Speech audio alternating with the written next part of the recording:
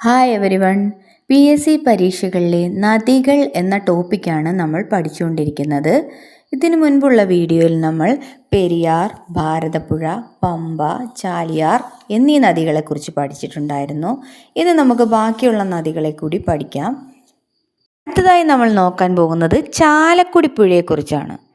കേരളത്തിലെ ഏറ്റവും നീളം കൂടിയ 5ാമത്തെ നദിയാണ് ചാലക്കുടി പുഴ. കേരളത്തിലെ ഏറ്റവും നീളം കൂടിയ 5ാമത്തെ നദിയാണ് ചാലക്കുടി പുഴ.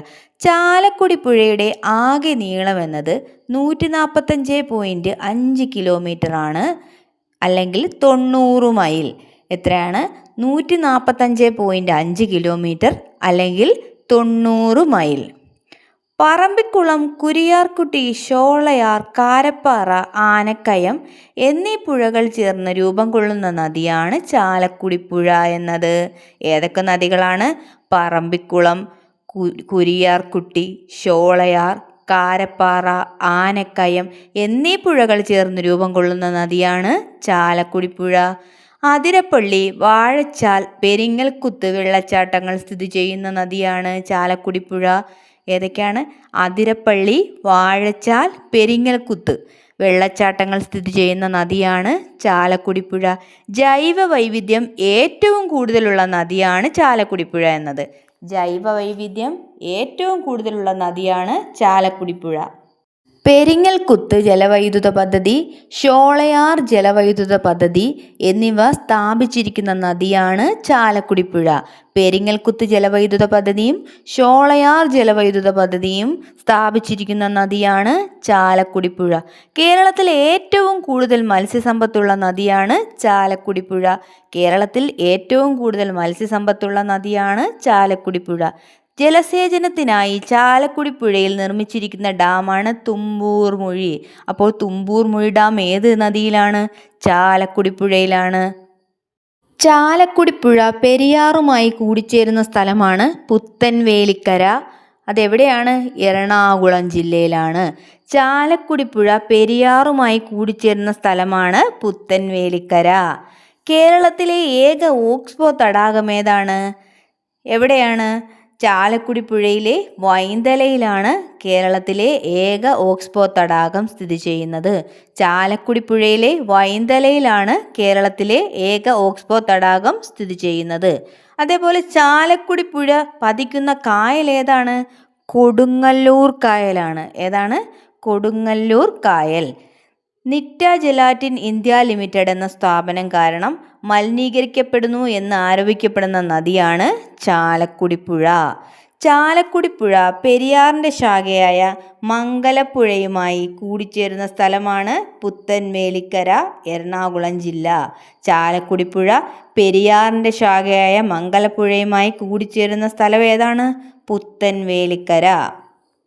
അടുത്തതായി നമ്മൾ നെയ്യാർ നദിയെക്കുറിച്ചാണ് പഠിക്കുന്നത്.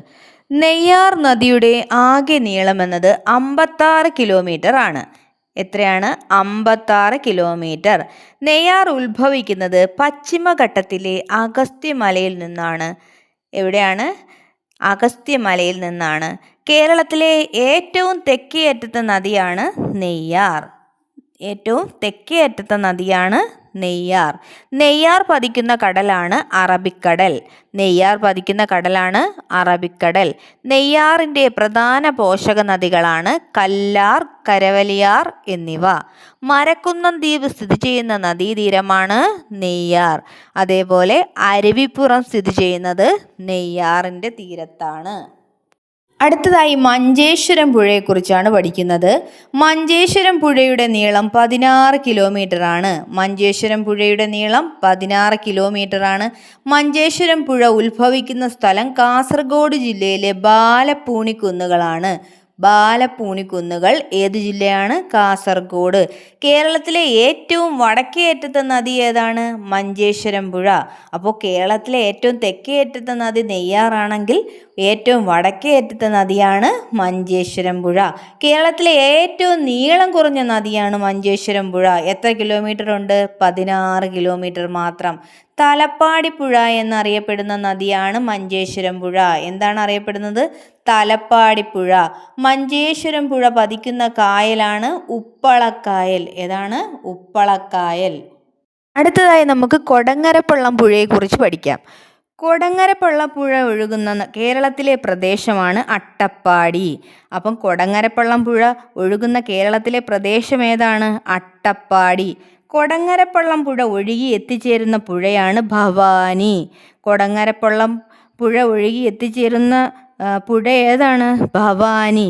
1/4 നൂറ്റാണ്ട് മുമ്പ് പറ്റി വരണ്ടു പോയ അട്ടപ്പാടിയിലെ ഏത് പുഴയാണ് ഒഴുക്ക് വീണ്ടെടുത്തുകൊണ്ടിരിക്കുന്നതെന്ന് ചോദിച്ചാൽ നമ്മൾ എന്ത് പറയണം? കൊടങ്ങരപ്പള്ളം പുഴ. കൊടങ്ങരപ്പള്ളം പുഴയുടെ ഉത്ഭവസ്ഥാനം തമിഴ്നാട് അതിർത്തിയിലെ പെരുമാൾമുടിയാണ്. ഏതാണ്? തമിഴ്നാട് അതിർത്തിയിലെ പെരുമാൾമുടി. അപ്പോൾ 1/4 നൂറ്റാണ്ട് മുമ്പ് വറ്റി വരണ്ടു പോയിട്ട് പിന്നീട് ഒഴുക്ക് വീണ്ടെടുത്തുകൊണ്ടിരിക്കുന്ന പുഴയാണ് കൊടങ്ങരപ്പള്ളം പുഴ. അടുത്തതായി നമ്മൾ നോക്കുന്നത് മയ്യഴിപ്പുഴ അല്ലെങ്കിൽ മാഹിപ്പുഴയാണ്. മയ്യഴിപ്പുഴയുടെ ആകെ നീളം 54 കിലോമീറ്റർ ആണ്. മയ്യഴിപ്പുഴയുടെ ആകെ നീളം എത്രയാണ്? 54 കിലോമീറ്റർ ആണ്. ഇത് ഉത്ഭവിക്കുന്നത് പശ്ചിമഘട്ടത്തിലെ വയനാട് കുന്നുകളിലാണ്. പശ്ചിമഘട്ടത്തിലെ വയനാട് കുന്നുകളിലാണ്. കേരളത്തിൻ്റെ ഇംഗ്ലീഷ് ചാനൽ എന്നറിയപ്പെടുന്ന നദിയാണ്. കേരളത്തിലെ ഇംഗ്ലീഷ് ചാനൽ എന്നറിയപ്പെടുന്ന നദി ഏതാണ്? മയ്യഴിപ്പുഴ. മയ്യഴിപ്പുഴ പതിക്കുന്ന കടലാണ് അറബിക്കടൽ. മയ്യഴിപ്പുഴ പതിക്കുന്ന കടലാണ് അറബിക്കടൽ. മയ്യഴിയുടെ കഥാകാരൻ ആരാണ്? എം മുകുന്ദൻ. മയ്യഴിയുടെ കഥാകാരൻ ആരാണ്? എം മുകുന്ദൻ. പുതുച്ചേരിയുടെ ഭാഗമായ മയ്യഴി അല്ലെങ്കിൽ മാഹി, മയ്യഴിയിൽ കൂടിയാണ് ഈ പുഴ ഒഴുകുന്നത്. ഇനി ചന്ദ്രഗിരി പുഴയെക്കുറിച്ച് പഠിക്കാം. കാസർഗോഡ് ജില്ലയെ യു ആകൃതിയിൽ ചുറ്റിയൊഴുകുന്ന നദിയാണ് ചന്ദ്രഗിരിപ്പുഴ. കാസർഗോഡ് ജില്ലയെ യു ആകൃതിയിൽ ചുറ്റിയൊഴുകുന്ന നദിയാണ് ചന്ദ്രഗിരിപ്പുഴ. മൗര്യ സാമ്രാജ്യ സ്ഥാപകനായ ചന്ദ്രഗുപ്ത മൗര്യൻ്റെ പേരിൽ അറിയപ്പെടുന്ന കേരളത്തിലെ നദിയാണ് ചന്ദ്രഗിരിപ്പുഴ. ആരുടെ പേരിലാണ്? മൗര്യ സാമ്രാജ്യ സ്ഥാപകനായ ചന്ദ്രഗുപ്ത മൗര്യൻ്റെ പേരിൽ അറിയപ്പെടുന്ന കേരളത്തിലെ നദിയാണ് ചന്ദ്രഗിരിപ്പുഴ. കോലത്തുനാടിനും തുളുനാടിനും ഇടയിൽ പരമ്പരാഗത അതിരായി കണക്കാക്കിയിരുന്ന പുഴയാണ് ചന്ദ്രഗിരിപ്പുഴ. അതായത് കോലത്തുനാടെന്ന് പറഞ്ഞാൽ മലയാളക്കര, തുളുനാടെന്ന് പറഞ്ഞാൽ കർണാടക. അപ്പോൾ ഇതിന് രണ്ടിനും ഇടയിൽ പരമ്പരാഗത അതിരായി കണക്കാക്കിയിരുന്ന പുഴ ഏതാണ്? ചന്ദ്രഗിരിപ്പുഴ. അതേപോലെ പയസ്വിനി എന്നറിയപ്പെട്ടിരുന്ന പുഴ ഏതാണ്? ചന്ദ്രഗിരിപ്പുഴ. പയസ്വിനി എന്നറിയപ്പെടുന്ന പുഴ ഏതാണ്? ചന്ദ്രഗിരിപ്പുഴ. നമുക്കിനി കല്ലടയാറിനെ കുറിച്ച് നോക്കാം. പുനലൂർ തൂക്കുപാലം സ്ഥിതി ചെയ്യുന്ന നദിയാണ് കല്ലടയാർ. പുനലൂർ തൂക്കുപാലം സ്ഥിതി ചെയ്യുന്ന നദി ഏതാണ്? കല്ലടയാർ. കല്ലട നദിയിൽ സ്ഥിതി ചെയ്യുന്ന വെള്ളച്ചാട്ടമാണ് പാലരുവി. കല്ലട നദിയിൽ സ്ഥിതി ചെയ്യുന്ന വെള്ളച്ചാട്ടം ഏതാണ്? പാലരുവി. കല്ലടയാറിൻ്റെ പോഷക നദികൾ കുളത്തൂപ്പുഴ, ചെന്തുരുണി, കൽത്തുരുത്തി എന്നിവ. കല്ലടയാറിൻ്റെ പോഷക നദികൾ ഏതൊക്കെയാ? കുളത്തൂപ്പുഴ, ചെന്തുരുണി, കൽത്തുരുത്തി എന്നിവ. അതേപോലെ കല്ലടയാറ് പതിക്കുന്നത് എവിടെയാണ്? അഷ്ടമുടി കായലിലാണ്. കല്ലടയാറ് പതിക്കുന്നത് അഷ്ടമുടി കായലിലാണ്. അടുത്തതായി നമുക്ക് അഞ്ചരക്കണ്ടിപ്പുഴയെക്കുറിച്ച് നോക്കാം. അഞ്ചരക്കണ്ടിപ്പുഴയുടെ ഉത്ഭവസ്ഥാനം കണ്ണോത്ത് വനമാണ്. അത് തലശ്ശേരി താലൂക്കിലാണ്. കണ്ണോത്ത് വനം, തലശ്ശേരി താലൂക്ക്. പെരളശ്ശേരി തൂക്കുപാലം നിർമ്മിച്ചിരിക്കുന്ന പുഴയാണ് അഞ്ചരക്കണ്ടിപ്പുഴ.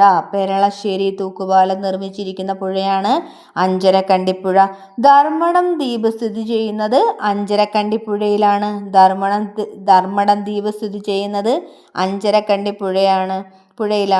അഞ്ചരക്കണ്ടിപ്പുഴയുടെ പ്രധാന പോഷക നദികളാണ് ഇടുമ്പത്തോട്, കപ്പുതോട് എന്നിവ. അഞ്ചരക്കണ്ടിപ്പുഴയുടെ പ്രധാന പോഷക നദികൾ ഏതൊക്കെയാ? ഇടുമ്പത്തോട്, കപ്പുതോട് എന്നിവ. അഞ്ചരക്കണ്ടിപ്പുഴ ഒഴുകുന്ന ജില്ലയാണ് കണ്ണൂർ. ഏത് ജില്ലയിൽ കൂടിയാണ് അഞ്ചരക്കണ്ടിപ്പുഴ ഒഴുകുന്നത്? കണ്ണൂർ ജില്ലയിൽ കൂടിയാണ് അഞ്ചരക്കണ്ടിപ്പുഴ ഒഴുകുന്നത്. നമുക്ക് കുറച്ച് നദികൾ കൂടി നോക്കാനുണ്ട്.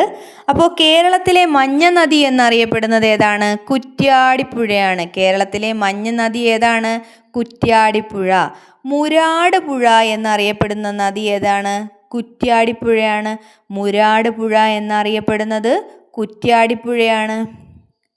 അതേപോലെ കോട്ടയം പട്ടണത്തിലൂടെ ഒഴുകുന്ന നദിയാണ് മീനച്ചിലാർ. കോട്ടയം പട്ടണത്തിലൂടെ ഒഴുകുന്ന നദിയാണ് മീനച്ചിലാർ.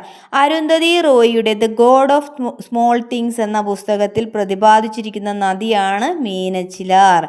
ഏതാണ്? മീനച്ചിലാറാണ് അരുന്ധതി റോയിയുടെ ദ ഗോഡ് ഓഫ് സ്മോൾ തിങ്സിൽ പ്രതിപാദിക്കുന്ന നദി. കല്ലായിപ്പുഴ ഒഴുകുന്ന ജില്ലയാണ് കോഴിക്കോട്. കല്ലായിപ്പുഴ ഒഴുകുന്ന ജില്ലയാണ് കോഴിക്കോട്. തുഷാരഗിരി വെള്ളച്ചാട്ടം സ്ഥിതി ചെയ്യുന്ന നദി ഏതാണ്? ചാലിപ്പുഴയാണ്.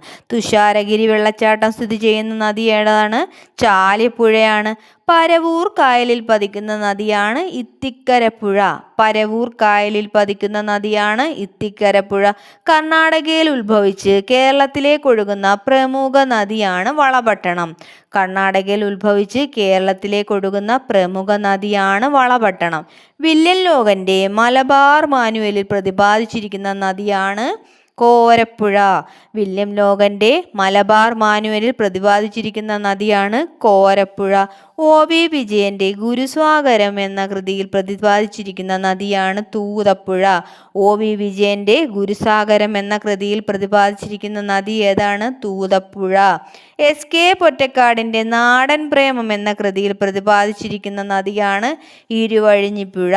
SK പൊറ്റക്കാടിന്റെ നാടൻ പ്രേമം എന്ന കൃതിയിൽ പ്രതിപാദിച്ചിരിക്കുന്ന നദിയാണ് ഇരുവഴിഞ്ഞിപ്പുഴ. അരുവിക്കര, പേപ്പാറ എന്നീ അണക്കെട്ടുകൾ സ്ഥിതി ചെയ്യുന്ന നദിയാണ് കരമന നദി. അരുവിക്കര, പേപ്പാറ എന്നീ അണക്കെട്ടുകൾ സ്ഥിതി ചെയ്യുന്ന നദിയാണ് കരമന നദി. എല്ലാവരും ഇത്രയും നദികളെക്കുറിച്ച് നല്ലതുപോലെ പഠിക്കുക.